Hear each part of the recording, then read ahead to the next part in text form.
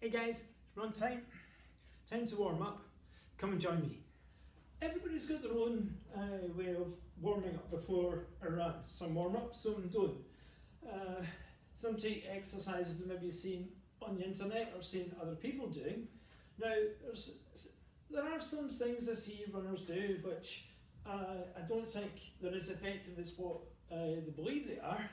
So a lot of the static stretches, for example, you'll see a lot of people kicking around like this or doing this, but I'm not sure it's actually achieving much.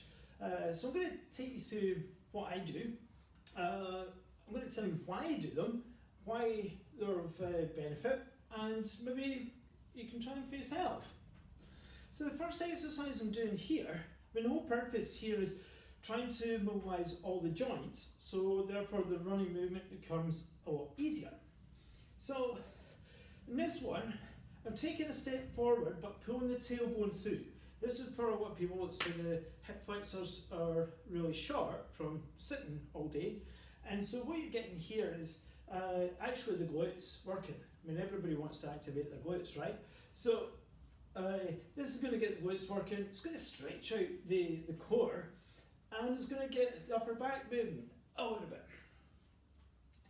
So go from there, take one foot behind the other, reach over, and it's just a really kind of shortish movements. It doesn't have to be massive.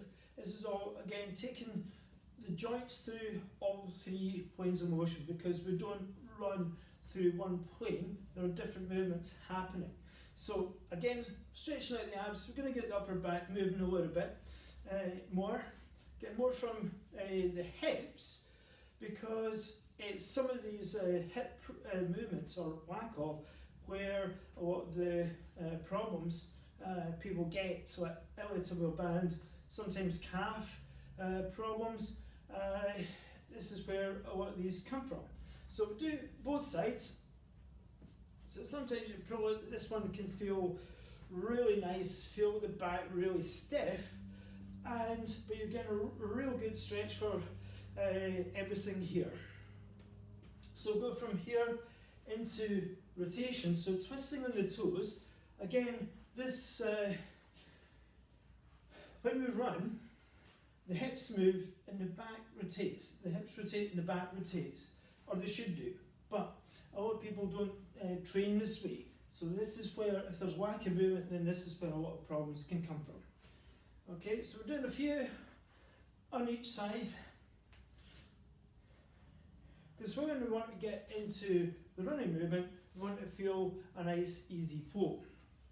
So we go from there into bring the knee up and down. Okay, so this is going to a little bit of speed, because we're going to be running at speed. Normally I do this in slow motion, but as a warm-up, just need short, quicker movements. One is going to get the heart beating a little bit quicker, which is the purpose of warm-up. And two, as I say, is getting everything geared for the run.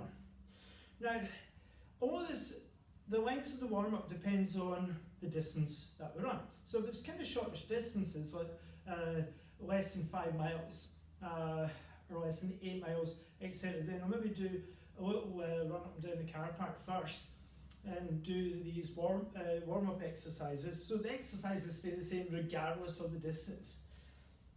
It's only if it's into like kind of 10 miles plus, I wouldn't bother doing a wee runabout first, because we ease into the first mile, ease in gently, so therefore you get warmer as the run goes on, then start to pick up the pace. Okay, so it's not about a race, it's all about just easing in gently, then build up the pace from there.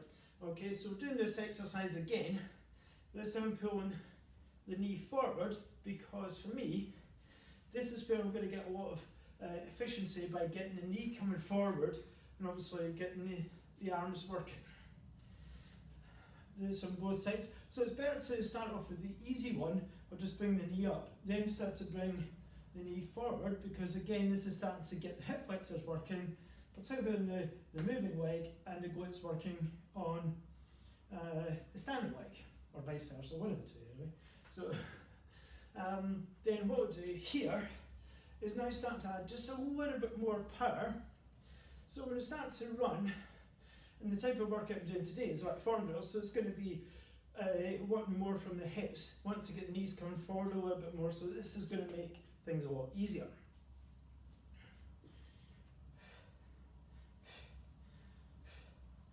Now, I'm going to add in a few hops, because it's not just the hips in the back. I want the ankle joint to be working a lot better. So wanting to get more efficient foot strikes,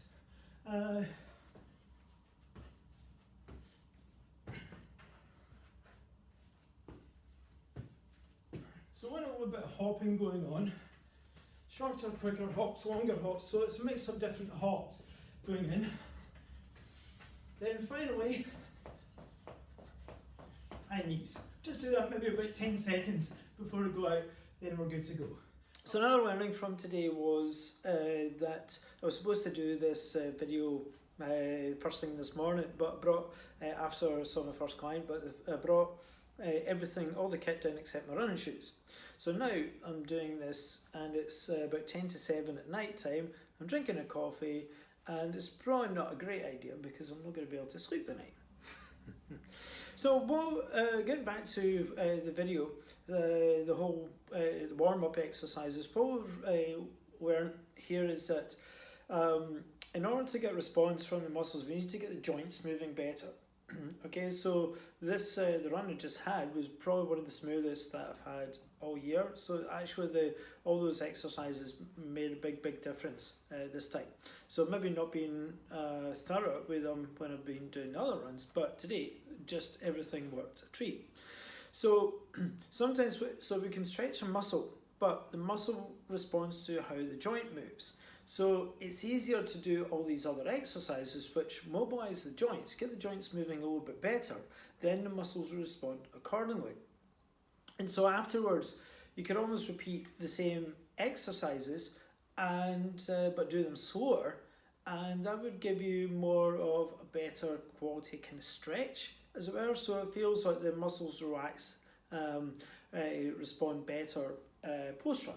Obviously, make sure that you do a cool down as well. So that could just be after you've done the run, just go into a slow jog for maybe I don't know, half a mile or something, or break into a walk. Then, but keep moving. Do the movement exercises and keep walking, keep moving after that, and that way you're reducing the likelihood of stiffness and soreness after a run. So.